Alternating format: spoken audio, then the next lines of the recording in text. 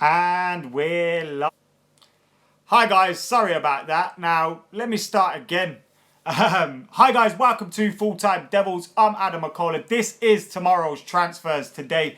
I think all the excitement of the stream finally starting caused my phone to crash there. But I am back now. As you can see from the headline, today we are talking Red Bull Leipzig's Emil Forsberg. Yes, he's one of the main topics of discussion today. Now, I'm going to be honest, I don't know an awful lot about him myself. I do know a lot about what's being spoken about in the media. So I'm going to talk to you about what is going down in the media. And then I'm going to come to you guys for your opinions on whether Manchester United should sign Emil Forsberg. I know Red Bull Leipzig were excellent in the Bundesliga last season. Almost pushed Bayern Munich all the way. But I don't know an awful lot about Emil Forsberg. So I'll be coming to you guys for your opinions on him.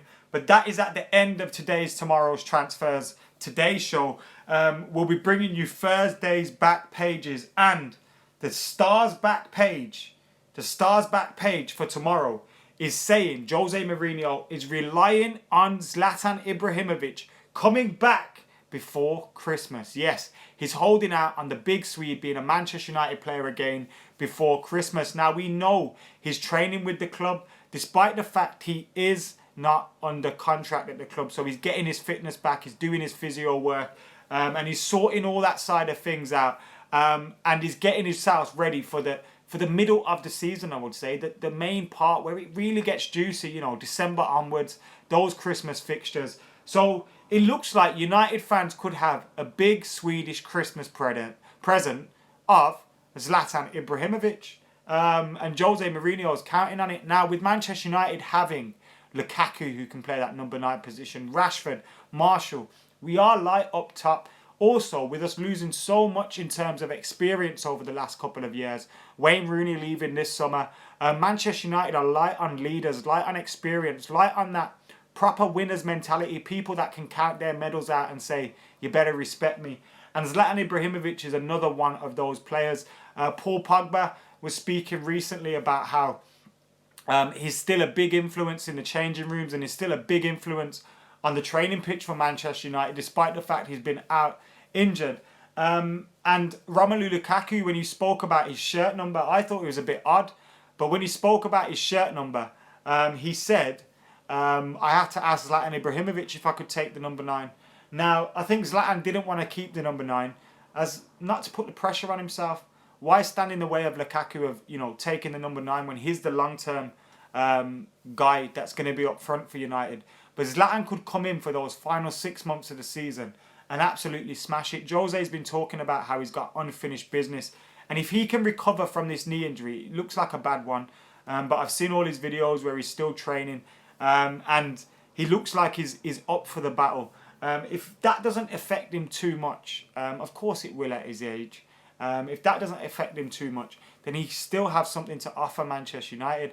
And with Romelu Lukaku here, he's not to be relied upon as being our main man up top, our main number 9. So I think it's ideal for both Zlatan, the club, and Jose Mourinho if he was to come in those circumstances in December. But the Stars back page is saying Zlatan for Christmas for Manchester United, and Jose's hoping to have him back before then.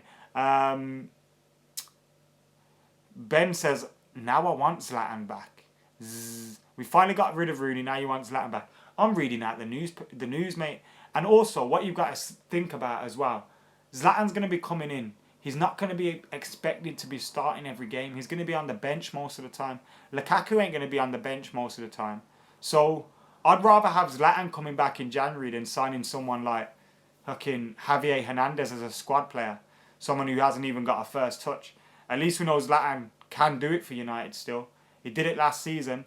There were times when we needed to rest him, but with Romelu Lukaku here, we can do that. And I think the circumstances are right for us to bring Zlatan back. It's not like we're bringing Zlatan back as our main man, and I'm glad that's not the case. Suklane says he wants Zlatan. Mike Fitz thinks United just need a proper central defensive midfielder. FTD producer Chris says he wants him as a squad player. Pro Gamer, how you doing? Dave O'Hanlon says, like Henrik Larsson, it will give us a boost.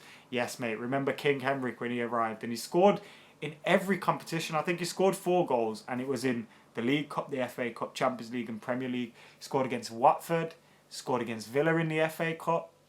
I can't remember where his other 2 goals came, but it was great having Henrik Larsson there. And yeah, Zlatan could do a similar job. Say it again, says Alberto.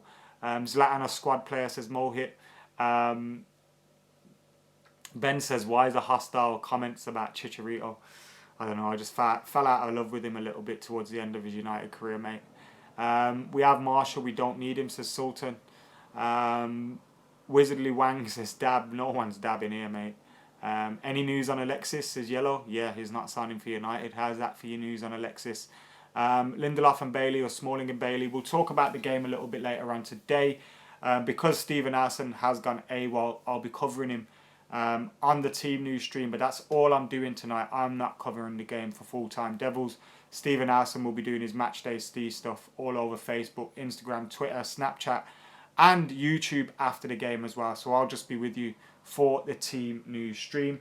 Moving on from that into Spalletti's quotes about Ivan Perisic, which are splashed over the BBC Sport homepage and of course are on the Daily Express for tomorrow as well.